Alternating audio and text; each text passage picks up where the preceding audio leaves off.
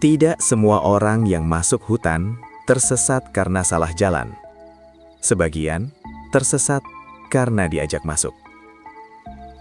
Pada suatu malam, di jalur sepi menuju kawasan hutan Alas Purwo, seorang sopir travel berpengalaman menghilang selama hampir 7 jam. Mobilnya ditemukan utuh, mesinnya masih hangat, lampu sein masih menyala, namun ia tidak ada di dalamnya. Ketika akhirnya ia ditemukan, ia berdiri sendirian di tengah hutan, menatap kosong ke arah pepohonan, seolah sedang mendengarkan sesuatu yang tidak bisa didengar orang lain. Dan yang paling membuat bulu kuduk berdiri, ia bersumpah, ia tidak pernah keluar dari mobil.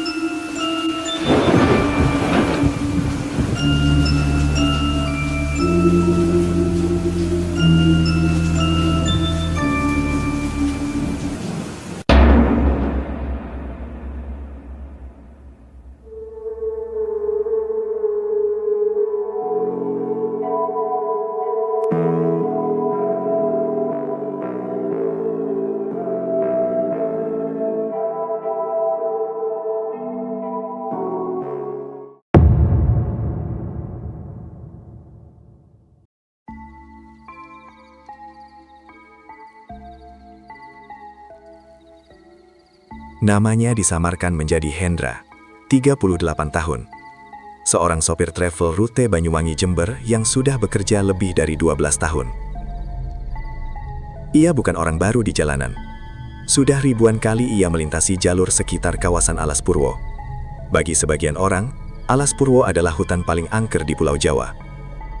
Namun bagi Hendra, itu hanya jalur alternatif yang lebih cepat jika kondisi lalu lintas padat. Malam itu, awal November 2021, ia membawa 2 penumpang. Sepasang suami istri yang turun lebih awal di daerah Kalipait. Jam menunjukkan pukul 21.47, ketika mobil Avanza hitam miliknya kembali melaju sendirian menuju Banyuwangi. Langit gelap tanpa bulan, angin nyaris tak terdengar, dan jalan terlalu sepi. Sekitar pukul 22.15, Hendra melihat seorang perempuan berdiri di tepi jalan. Pakaiannya sederhana, kebaya putih kusam, rambut panjang terurai. Ia melambaikan tangan. Hendra sempat ragu, namun jarak ke kota masih jauh. Ia pikir, mungkin warga yang butuh tumpangan. Mobil berhenti. Perempuan itu masuk tanpa banyak bicara. Hanya menyebut satu kalimat. "Ke dalam saja, Pak." Hendra mengira maksudnya desa di sekitar hutan. Ia melanjutkan perjalanan. Namun, 10 menit berlalu. Tidak ada gang menuju pemukiman. Hanya pepohonan. Menurut pengakuan Hendra setelah ditemukan, ia merasa sudah melewati satu tikungan besar 3 kali.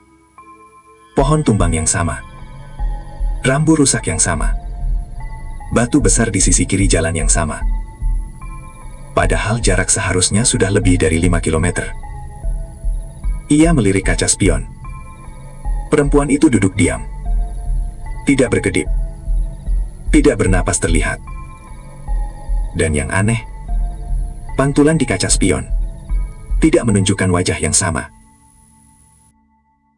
Jam di dashboard menunjukkan 23.03. Mesin mobil mendadak mati.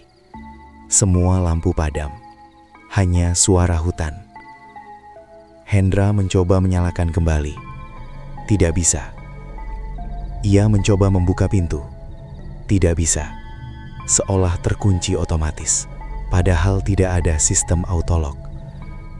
Ia memanggil perempuan itu. Tidak ada jawaban. Saat ia menoleh ke kursi belakang, kosong. Beberapa menit kemudian, terdengar suara ketukan di kaca. Pelan. Tok, tok, tok. Hendra tidak berani menoleh. Namun suara itu berpindah. Dari kaca kanan, ke kiri, ke belakang. Lalu terdengar suara ramai. Seperti orang bercakap. seperti keramaian pasar malam jauh di dalam hutan. Ia mengira halusinasi, namun suara itu terlalu jelas. Jam dashboard tetap menunjukkan 23.03 selama yang ia rasakan berjam-jam. Ia mencoba menyalakan mesin berkali-kali, tidak berhasil. Keringat dingin membasahi lehernya. Lalu tanpa sadar, ia merasa mobil kembali berjalan, padahal ia tidak menyalakan mesin. Jalan di depan berubah menjadi lorong pohon tinggi yang membentuk seperti terowongan alami. Dan di ujungnya, cahaya kekuningan. Hendra bersumpah ia melihat perkampungan kecil, lampu minyak tergantung, orang-orang berpakaian Jawa Ama berjalan tanpa suara, anak-anak berlari. Namun, kaki mereka tidak menyentuh tanah. Gamelan terdengar samar, sama seperti cerita-cerita lama tentang desa gaib di Alas Purwo. Seorang lelaki tua mendekat, berbisik, "Sudah masuk, jangan menoleh." Sementara itu, di dunia nyata, keluarga Hendra panik karena ia tidak pernah tiba. Sinyal ponselnya terakhir terlacak di sekitar kawasan Alas Purwo. Tim pencari menemukan mobilnya terparkir di bahu jalan. Mesin masih hangat. Lampu sen kiri berkedip pelan. Pintu terkunci. Tidak ada tanda perusakan. Hendra ditemukan 500 meter masuk ke dalam hutan. Berdiri, menatap kosong. Tidak menjawab ketika dipanggil. 2 hari kemudian, Hendra akhirnya bicara. Ia bersumpah ia tidak pernah keluar dari mobil. Ia merasa hanya berhenti sebentar. Namun waktu nyata menunjukkan ia hilang hampir 7 jam. Dan satu kalimat yang ia ulang-ulang. Mereka bilang saya hampir menetap. Ketika ditanya siapa mereka, ia hanya diam. Warga sekitar Alas Purwo mengenal banyak kisah serupa. Orang yang masuk hutan dan merasa waktu berjalan berbeda. Orang yang melihat desa yang tidak ada di peta, atau mendengar gamelan di tengah malam.